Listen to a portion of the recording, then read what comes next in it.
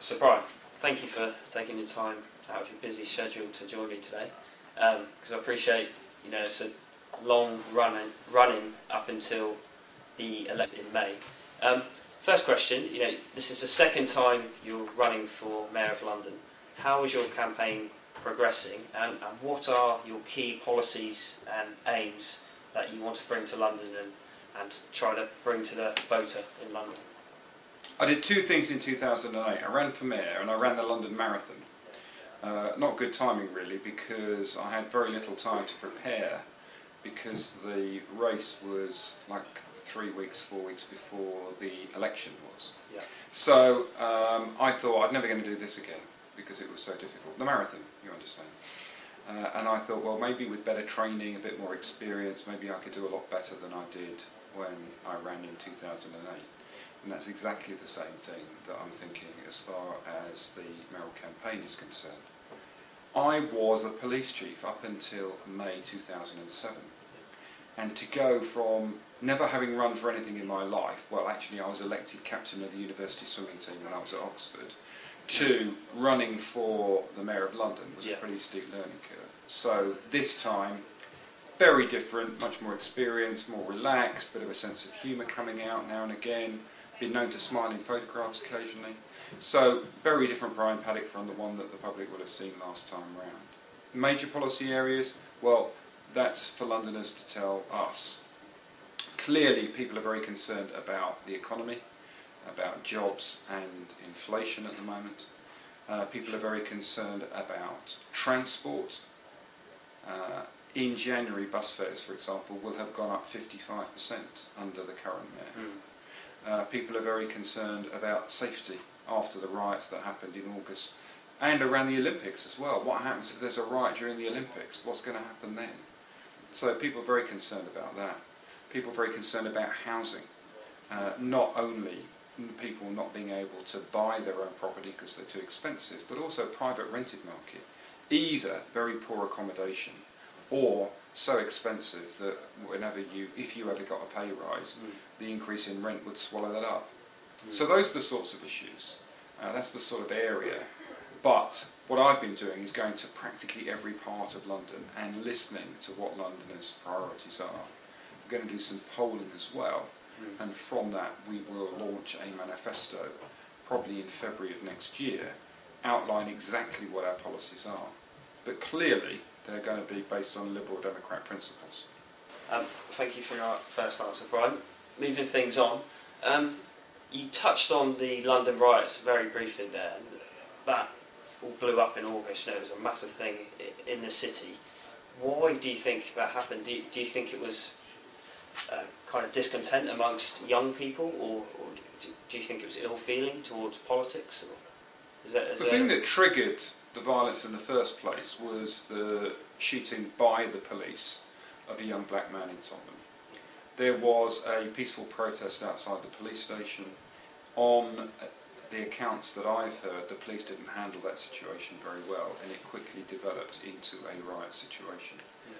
The police didn't have enough people on the street to deal with that, and so we had pictures on Sky News and BBC News Channel of people walking out of shops laden with stolen goods, walking past police officers who did nothing to stop them.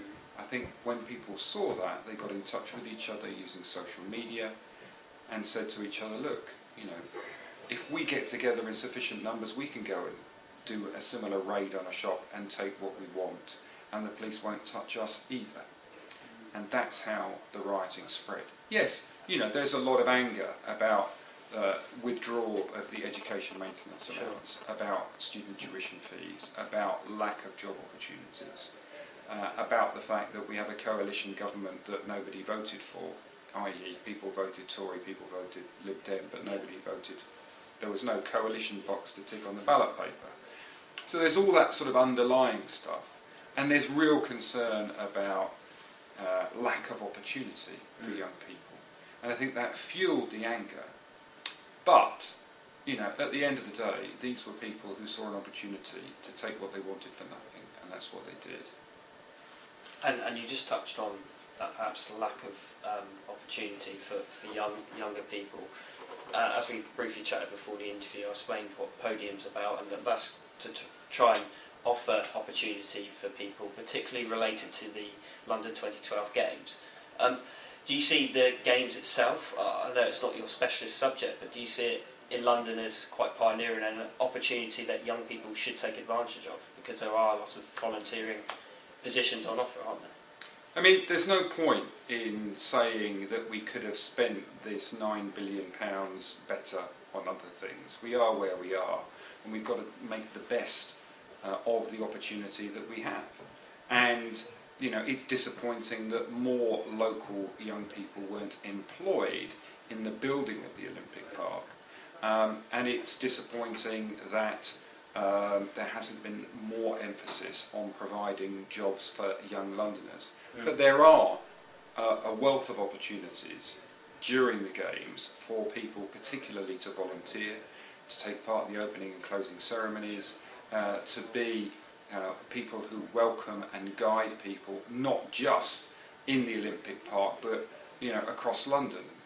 People being friendly faces to direct people in the right way and so forth. So excellent opportunities, albeit temporary, for people and unpaid for people to. But it's useful job experience. It's useful experience of dealing with people, and something that you can put on your CV once the Games are finished. And the Games, obviously they're a sporting contest, but the legacy's got in place after, and a key thing is the regeneration of East London, because that perhaps wouldn't have got the money before from the government if the Olympics didn't come to that particular area. Do you think that's vital for the people of East London, because that's often seen as an area of poverty in London? Sure. I mean, it was very sparsely populated, either with businesses or with residential accommodation, that area. The whole place needed to be cleaned up and regenerated, and that is something that is going to be left after the Games. The transport links to Stratford now are quite extraordinary, the number of train lines and underground and so forth. Yeah. So, there will be a legacy following on from the Games, but we need to make sure that there's also a sporting legacy, that more young people participate in sport after the Games than participated in sport before the Games. And that's where almost all previous Olympic cities have failed. Participation in sport has not increased as a consequence of having the Olympics in their particular city. So we need to do things like, encouraging schools to take their pupils to swim in the Olympic pool where world records were broken, or to run on the track where Usain Bolt hopefully will set another world record. That sort of thing, to really encourage and inspire young people to get involved in physical activity. And if you were elected mayor next year, would that be a key challenge of yours? And what other challenges do you see as fundamental if you were elected by the people of London? Yeah, I mean, I am quite passionate about sport. I was, as I said just now, I was the captain of swimming at Oxford University. I was vice captain of the rugby team for my college. I ran the London Marathon in 2008. I tried to go to the gym every day to keep myself fit, and I think it's really important in terms of your mental well-being as well as your physical well-being to engage in physical activity. And I would argue, wouldn't I, that I'm probably a better advert for Sporting London than either of the other two candidates. But maybe that's being unkind to the lazy and the slightly older candidates. But it is really important. It's part of self-discipline. It's a part about being motivated to engage in sport. It's not just sport for itself. It's the other added benefits that it brings. But clearly, it's not just about this mayoral campaign isn't just about the Olympics, and it's not just about sport. There are big issues around, as I say, around security and safety, around housing, around transport that also need to be addressed. And just a final couple of questions, Brian. Taking something slightly away from the actual policies and role of the Mayor of London, further and higher education, how valued do you still feel it is, because there's been the protests we've seen last year about university tuition fees, young people perhaps considering whether it's worth going to university. What would your view be on that specifically? Well, I was lucky enough to be sponsored through university by the police, and it was one of the best and most life-changing experience that I ever had, to be able to go to university. And I know people are very worried about how much it's going to cost, but I would still encourage those people who have a real passion for doing it, that they look at the reforms that the government have brought in, which mean that you actually have to pay less per month than you would have done under the previous scheme. Okay, you're going to be paying over longer, but also the threshold amount of salary that you have to earn before you start paying anything back at all has gone up. So all in all, it's in the long term, it's more affordable now than it used to be. And we couldn't carry on the way we were. We want to keep universities in the UK at the top of the world rankings, and therefore we needed to have additional funding for universities. But it's not for everybody. Other people like me, I went from school straight into work. I went straight into the police. Luckily, I was given the opportunity later on to go to university. It's not the only option, but it is absolutely essential that we have top quality universities and that we have a decent flow of people coming out of our universities, because that's what the economy needs in order to continue to generate the wealth this country needs in order to have a good standard of living. Being a graduate really does give you an advantage. It's proven that it gives you an advantage over other candidates looking for work. It helps in terms of increasing your salary, average salary, compared with non-graduates. So I would still say it was a good option for people, even though I personally do not agree with increasing tuition fees. And if I had been given a vote in Parliament on whether to increase tuition fees or not, I would have voted against it. And finally, the last one, that question, my previous question was about young people. From your successful career and diverse career as well, what advice would you give to young people looking to achieve their set goal in life, or to go down the route of the career they want to, whether it's politics or whether it's in policing?